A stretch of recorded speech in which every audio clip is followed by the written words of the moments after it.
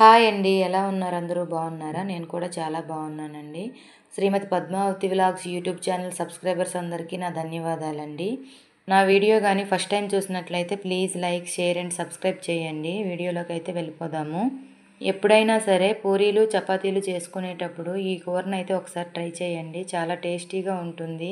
పూరీలకి పర్ఫెక్ట్గా ఉంటుంది. చపాతీల్లోకైనా చాలా పర్ఫెక్ట్గా ఉంటుంది.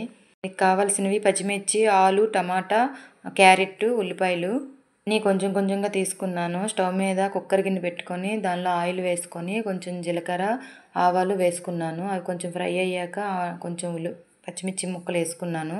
అవి కూడా ఫ్రై అయ్యాక ఆనియన్స్ కూడా వేసుకొని బాగా ఫ్రై చేసుకున్నాను.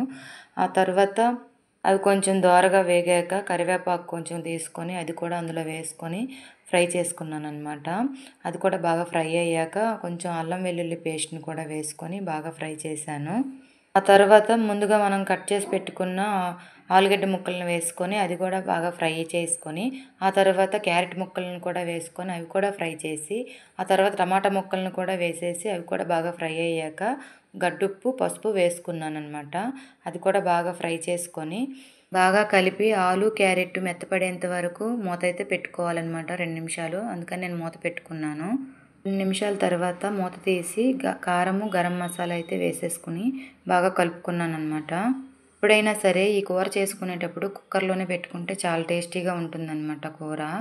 అయితే నేను కారం, పసుపు అన్నీ వేసేసినాక కొంచెం చెంబుడు వాటర్ అయితే వేసుకున్నాను. ఆ ముక్కలన్నీ వేగినాయని తెలిసాక చెంబుడు వాటర్ వేసుకున్నాక బాగా కలిపి కుక్కర్ విజిల్ పెట్టి మూత అయితే పెట్టేశాను.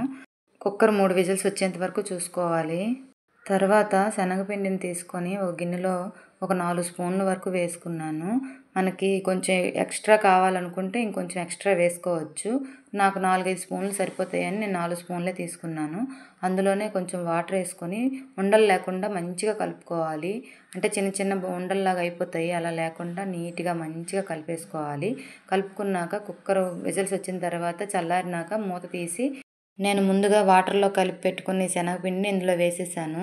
వేసేసి బాగా కలుపుకున్నాను. ఇంకా వాటర్ సరిపోలేదని మరి కొంచెం వాటర్ వేసుకున్నాను. దీనిని వేసిన తర్వాత ఉండలు లేకుండా కూరనైతే కలుపుకోవాలి ఉడికేంత వరకు. కూర అంతా ఉడికి దగ్గర అయ్యాక కొత్తిమీర వేసి దించేసుకోవాలి. ఈ కూర పూరీల్లోకి, చపాతీల్లోకి చాలా టేస్టీగా ఉంటుందండి. చాలా చాలా బాగుంటుంది. నా వీడియో కానీ మీకు నచ్చినట్లయితే please like, share and subscribe చేయండి. థ్యాంక్ యూ ఫర్ వాచింగ్ అండి. Bye bye.